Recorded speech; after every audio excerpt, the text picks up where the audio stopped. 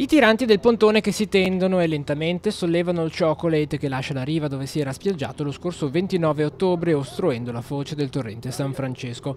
Un altro passo importante è stato compiuto per un atteso ritorno alla normalità a Rapallo. Dopo un lungo intervento preparatorio con il dragaggio del tratto di costa antistante l'inizio del lungomare per permettere l'accesso del pontone, l'area del cantiere per la costruzione della nuova soletta sul San Francesco è stata sgomberata e i lavori lunedì potranno ripartire. Un'ulteriore significativa tappa verso il ritorno della normalità con il completamento della fase della rimozione delle imbarcazioni che si sta perfezionando ormai in questi ultimi giorni e poi si passerà alla pulizia dei fondali con il livellamento proprio per consentire la ripresa della balneazione possibilmente in tempi compatibili con l'avvio della stagione turistica. Obiettivo dell'amministrazione è arrivare a Pasqua avendo rimosso tutte le imbarcazioni spiaggiate visibili. Nel contempo si punta al ripristino del molo di attracco dei battelli. 3 le ipotesi sulle quali si sta lavorando. 3 possibilità per fare in modo che i battelli rientrino a Rapallo. Io sono convinto che i battelli rientreranno a Rapallo.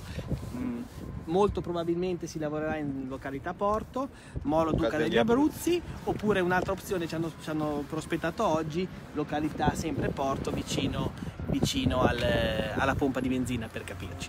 L'iter sta andando avanti nel modo migliore, c'è una stretta sinergia con la Regione Liguria, con i nostri uffici, anche se obiettivamente devo confessare che le operazioni sono molto complesse, quindi non è un gioco, è stato un evento calamitoso enorme che ha messo in condizioni l'amministrazione comunale di fare un altro lavoro enorme.